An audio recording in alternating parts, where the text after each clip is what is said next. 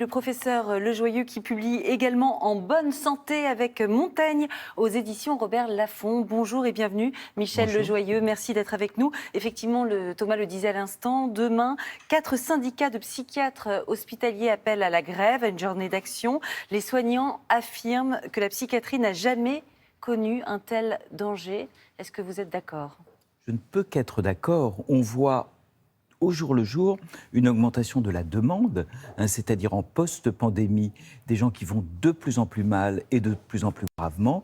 Et puis, comme pour toutes les autres disciplines, du mal à recruter, un manque de soignants. Donc ce système-là nous met en grande difficulté. Donc ça veut dire que si on va mal en ce moment et qu'on s'adresse à votre service ou à d'autres services hospitaliers psychiatriques en France, on peut ne pas être soigné en ce moment ? On fait tout pour répondre aux urgences. Vous savez, dans notre ADN hospitalier, la réponse est évidemment permanente, mais c'est au prix d'un épuisement des équipes, d'une tension et d'une grande difficulté par rapport, je vous dis, à la fois à l'augmentation de la demande et à un problème à la fois de démographie et de moyens. Et à Bichat, dans votre service, vous sentez ce problème, Au quotidien. Au quotidien. Au quotidien, c'est-à-dire que les personnes qui viennent sont de plus en plus nombreuses et de plus en plus malades. Donc le système vraiment est au bord de l'étouffement avec des facteurs très multiples et vraiment il y a une nécessité qu'on le sache. Alors justement, on va parler de ces facteurs, on va comprendre pourquoi ce mal-être généralisé dans notre pays. Alors évidemment, on n'arrive pas à se débarrasser du Covid, on est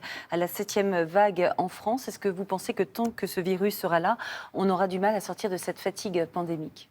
Je pense que c'est très compliqué. Vous savez, mes collègues qui, dans d'autres disciplines, ont fait des pronostics, ont bien eu des difficultés. Nous voyons au quotidien, et nous voyons là, pour l'été, comme les services d'urgence, les services de psychiatrie. En plus, vous savez, la psychiatrie, c'est pas bien reconnu. Autant on voit ce que c'est que les urgences, on voit ce que c'est que la chirurgie. On est toujours, vous savez, nos malades, ils ont un peu la double peine.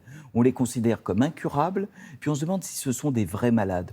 Aujourd'hui, c'est la réalité. Il y a une vraie souffrance et de vraies difficultés pour y répondre. Et cette souffrance, c'est quoi ? C'est le Covid et les gestes barrières ? On n'est pas fait pour être seul, enfermé et ne pas pouvoir se toucher et s'embrasser ? C'est que les plus malades ont été les plus atteints. C'est que cette crise, elle est terriblement inégalitaire.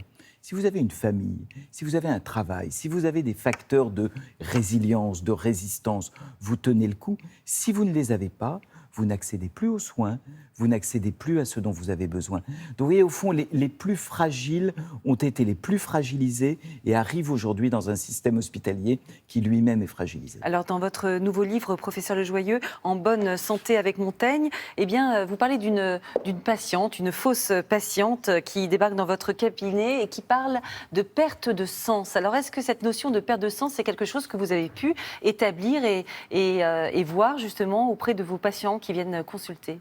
Bien sûr, il y a deux types de patients dans le champ de la psychiatrie. Il y a les très malades, qu'on va accueillir de manière un petit peu urgente, et il y a ceux qui sont en recherche de cohérence, de sens dans l'existence. Et là, Montaigne est vraiment plutôt sur le mode de la prévention. Vous voyez, pour éviter que les maladies graves n'arrivent, c'est un modèle. Lui a connu des guerres, des épidémies, donc il peut vraiment nous donner des leçons.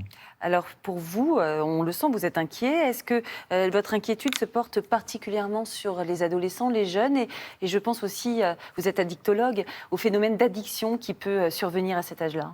Oui, bien sûr. Si je reviens à Montaigne, Montaigne donne une image formidable. Qu'est-ce que c'est que l'addiction ? C'est recommencer ou continuer un comportement. Il dit, prenez l'exemple d'une dame qui tient un petit veau dans ses mains. C'est bien attendrissant, cette histoire. Sauf qu'au bout d'un certain temps, elle ne peut plus s'en passer. Et ce qu'elle va finir par tenir, c'est un bœuf. Et ça devient lourd. Ça nous apprend quoi ? Ça nous apprend que les comportements ont une tendance à se répéter. On a commencé...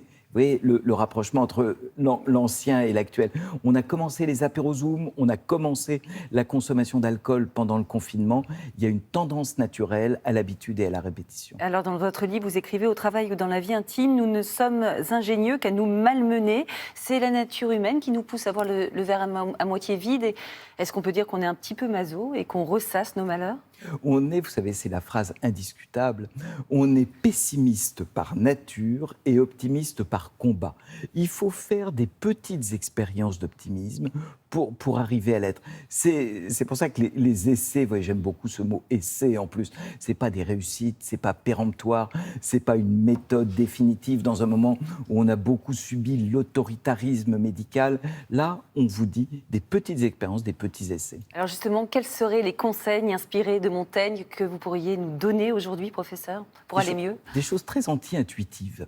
On cherche à avoir beaucoup de relations, beaucoup de connexions. Montaigne nous dit il faut un ou une meilleure amie. Vous voyez, il faut, plutôt que plein de copains, quelqu'un qui va pouvoir nous étayer. Deuxième chose que nous dit Montaigne, quand on va pas bien, on a le droit de se distraire. Si vous voulez passer un pont, vous avez vu tout à l'heure les personnes dans l'air, les personnes âgées, je trouvais ça très, très émouvant. Si vous voulez passer quelque chose qui vous fait un peu peur, si vous regardez trop en détail, vous augmentez votre peur. Vous avez le droit de vous distraire. Montaigne parle d'une arrière-boutique. Moi, dans mes consultations, je parle de trousses de distraction, des images, des pensées. Puis une dernière petite chose. Vous voyez, on veut se souvenir de tout. Montaigne nous dit, ce qui est bien, c'est d'oublier. Les couples qui résistent sont capables d'oublier les difficultés qu'ils ont eues. On a besoin dans notre vie, bien sûr, de mémoire, mais aussi d'oubli. Cette sagesse-là, au quotidien, est parfaitement utile. Et vous, professeur, parfois, j'imagine que comme tout le monde, vous broyez du noir. C'est quoi votre truc?